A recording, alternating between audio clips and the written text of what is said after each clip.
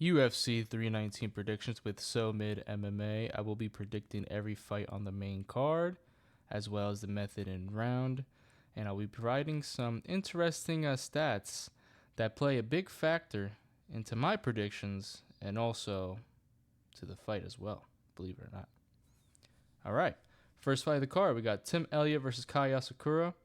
I think I'm going to go with the BTS guy, Kai. I had to Google K-pop boy band / bands or whatever.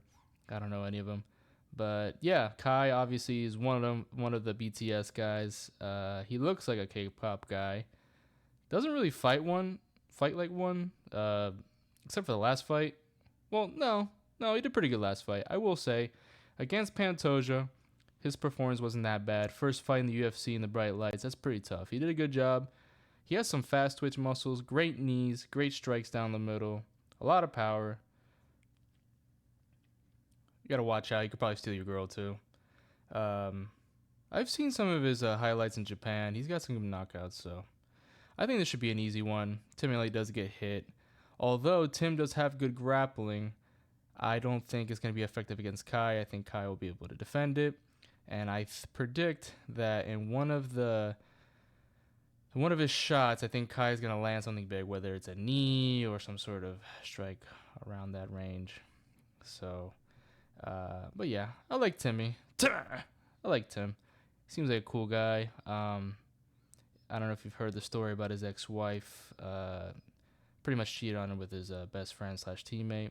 I would look into it if you're interested in that. Pretty shitty stuff. So I'm always rooting for Tim because fuck these hoes, you know? And I would have a beer with him. But I'm going to go with Kai on this one. Next fight on the card, we got Jared Cannonier versus MVP Michael Venom Page. I'm going to have to go with Michael Venom Page here. I think this is going to be not an easy win, but a convincing win. I think his strikes at range is going to be too much for Jared. Jared's style is very kind of like a marauder, sort of. Always pushes forward. But in terms of, the reach and just Michael Venom Page style, I just don't think it's fitting for Cannonier's style. You're probably wondering why I have Jared Cannonier holding a crystal there, but it's because he's a crystal worshiper. He thinks that it heals parts of his body. Kind of scary if you think about it, that he's still doing the damn thing at 41 years old. Still has a lot of pop, and he can still take a lot of hits. And he doesn't look like his age. So, yeah, that's something to think about. For damn sure, it gives him the power of taking more hits than John Jones' wife. I know, dark joke, but it's funny.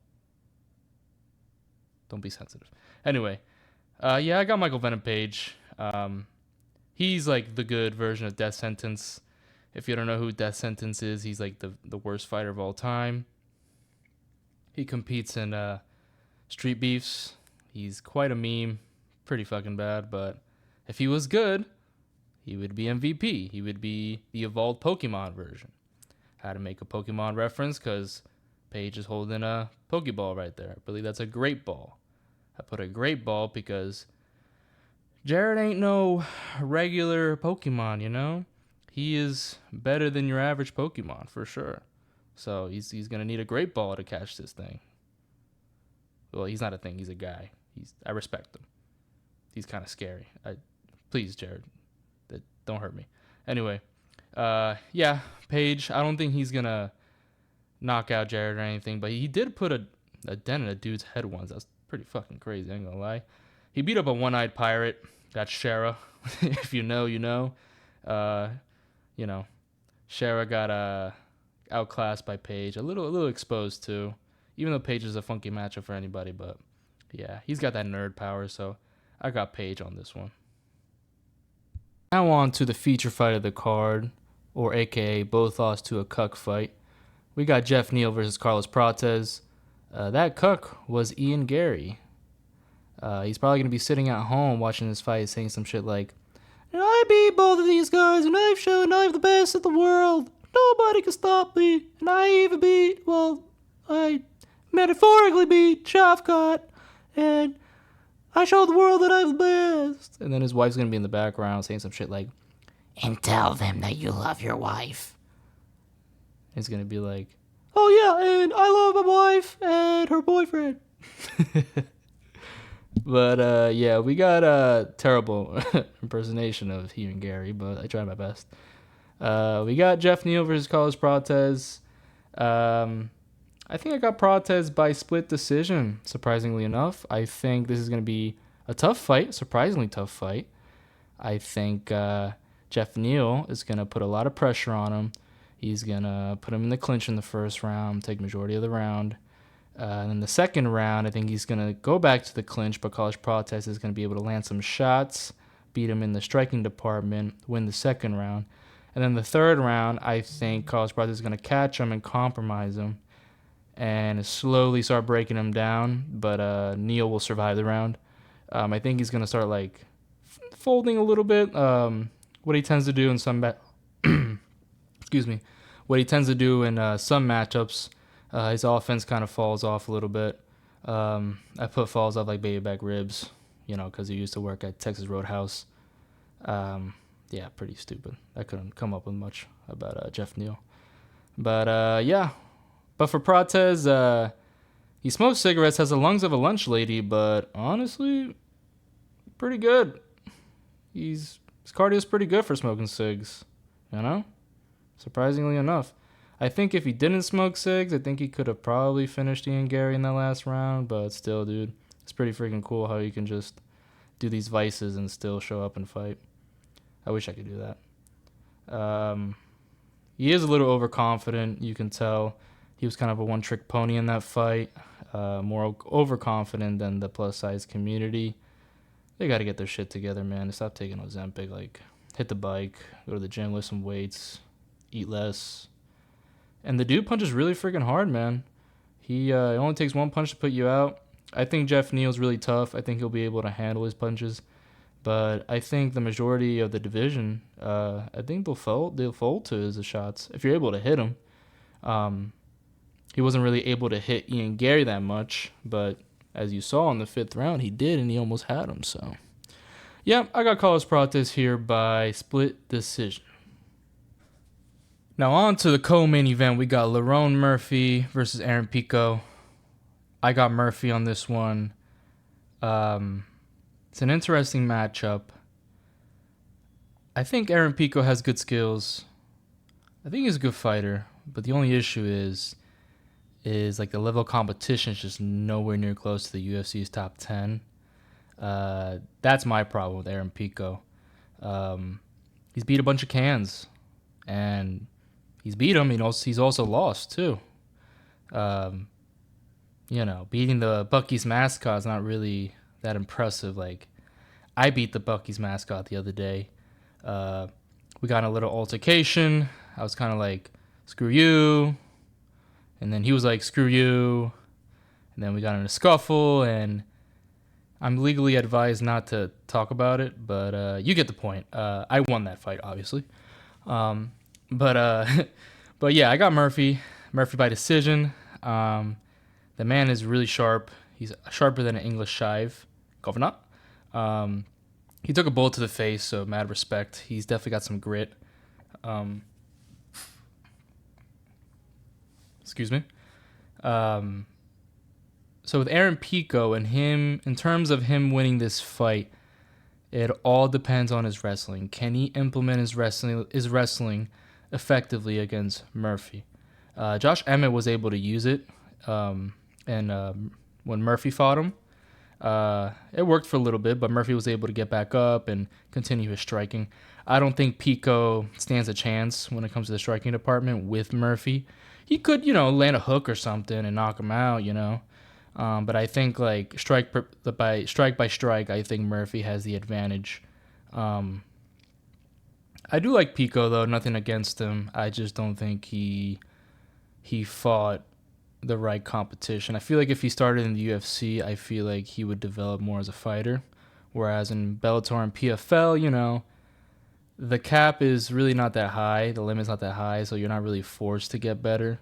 You're not forced to get as good as like a Volkanovski or a Max Holloway or those guys, you know. It's a completely different game.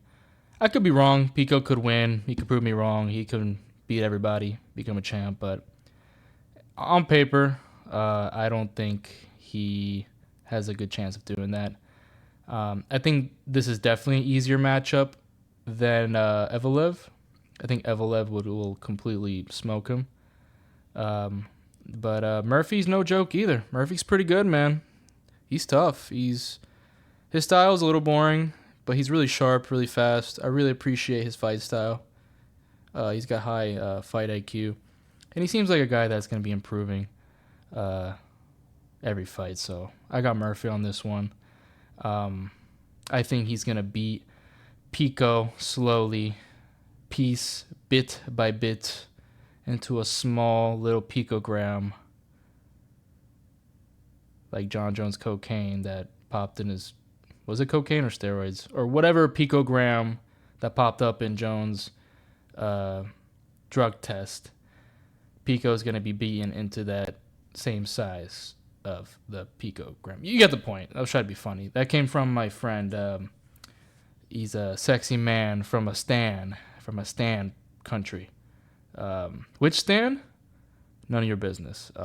Yeah, so credit to him. I didn't really represent him well with that one. That was pretty bad. But anyway, Lerone Murphy, by decision. Go for it. Now on to the main event for the UFC Middleweight Championship. We got Dricus Du Plessis versus Khamzat Chimaev. Smash, brother. And then Dricus would say something like, "The only thing you're going to smash, mate, is your cousin." I really got to work on these impersonations. I can't really do a South African impersonation. But anyway, this is my breakdown for this fight, for my prediction for this fight. We're going to give it a little bit more of a presentation since it's the main event. Give them a little bit more respect. So we're going to go on to Chimaev's stats that actually matter. Oh, what is that? It's another eggplant. And it's Darren Till, his buddy. Oh, it's so cute. They got a little homosexual thing going on there. That's good. I haven't seen them together recently. I don't know what happened there. Are they still friends?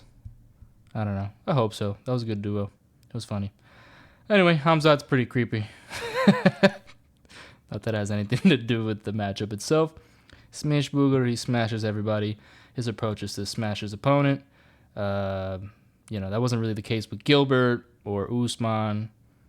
Well, Gilbert, he had more dominant moments. I think he lost against Usman, to be honest. Or if that was a 5th round, I think Usman would have won. But big if. Who knows? Really fast-paced. Faster than a horny rabbit. Pretty much the same vibe. Rabbit, 2-3 humps is done. Khamzat, we've seen him early on go full pressure, like in the Gilbert fight, and he gasses out a little bit. In the Usman fight, gassed out a little bit too. Robert Whittaker one showed a little bit more resistance because I believe that went to the second round, but also like it didn't. I don't think it was like a deep second round either. I don't remember too much, but I think his cardio is a big gray area. In terms of his fight game, we haven't seen him go a full 5 rounds. It would be very interesting to see if Dricus can bring him to the championship rounds, how he will do. He could be just fine, who knows? But we haven't seen that yet. So that's why I am going to side with Dricus here. He's just a Chad, man. The dude just finds a way to win. He looks stupid, but is so effective.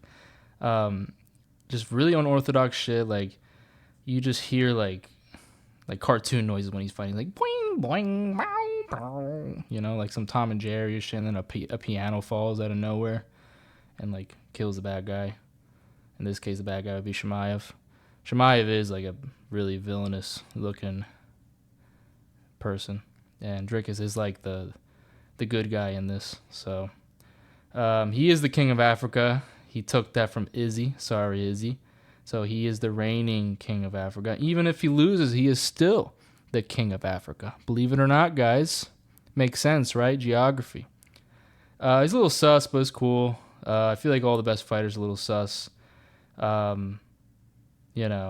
got Dricus. You got even the Dagestanis a little sus. They like to be in the hot tub together. And Marab's like, Oh, I go in hot tub, but I know he likes that shit too. So, yeah, I guess susness helps you become a good champ. Izzy is very sus too, believe it or not. Well, I mean, not believe it or not, you could tell. But anyway, Dricus is a tough cookie. He grinds it out, man. He's got great cardio. He looks tired, but I'm confident that he'll be able to get up from Chimaev a few times. My only concern is the first round. I feel like if he's going to lose, Chimaev would have to do it in the first round. But I think Dricus is tough, man. I think Dricus is going to really test Chimaev and take him to the later rounds. And that's what's going to determine the fight, is how efficient will Chimaev be in the later rounds. But I think Dricus is going to shock the world. He's going to beat Chimaev. 4th round TKO. He's going to crumble down. He's going to, kind of like similar to the Robert Whittaker fight, he's going to kind of crumble down to his knee and take a bunch of shots. Don't be surprised, because Dricus is kind of he's cool, but he's kind of a douche. Don't be surprised if this guy tries to submit Khamzat to really make a statement. Imagine that with a rear naked choke or something. That would be freaking insane. Just like a gassed out. I think the only case that would work if like Khamzat was like, or Khamzat was just completely gassed out. Not more disrespectful than what Fluffy just did to Delete. Oh my god, that was that was pretty awesome. Sucks for Delete, but that was awesome to watch. But yeah, I got Dricus in this matchup. Honestly, I'm kind of confident with him winning. Maybe not as confident with the 4th round TKO specifically, but I think Dricus has this.